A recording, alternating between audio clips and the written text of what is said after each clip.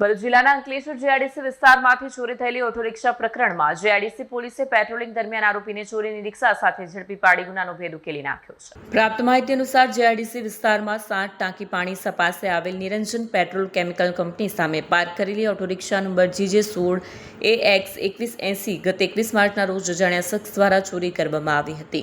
આ બનાવ અંગે રિક્ષાના માલિક વિષ્ણુભાઈ દલસુખભાઈ રાઠવા ગ્રીલ સિટી જીતાલી દ્વારા જેઆઈડીસી પોલીસ મથકે ફરિયાદ આપવામાં આવી। ફરિયાદના આધારે પોલીસે તપાસ શરૂ કરી હતી।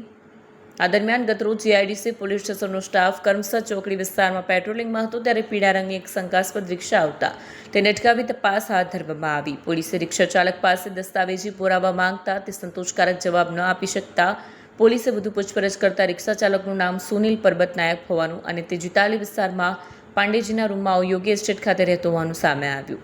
પોલીસે શંકાના આધારે આરોપીની કડક પૂછપરછ કરતા ચોરીની રિક્ષા હોવાની હકીકત બહાર આવી। જેઆઈડીસી પોલીસે અંદાજિત 2 લાખ રૂપિયાની કિંમતની ચોરી થયેલી રિક્ષા કબજે લઈ આરોપીની ધરપકડ કરી કાયદેસરની કાર્યવાહી હાથ ધરી છે। વિડીયો જર્નાલિસ્ટ કરણસિંહ સાથે સત્ય ટીવી ન્યૂઝ અંકલેશ્વર।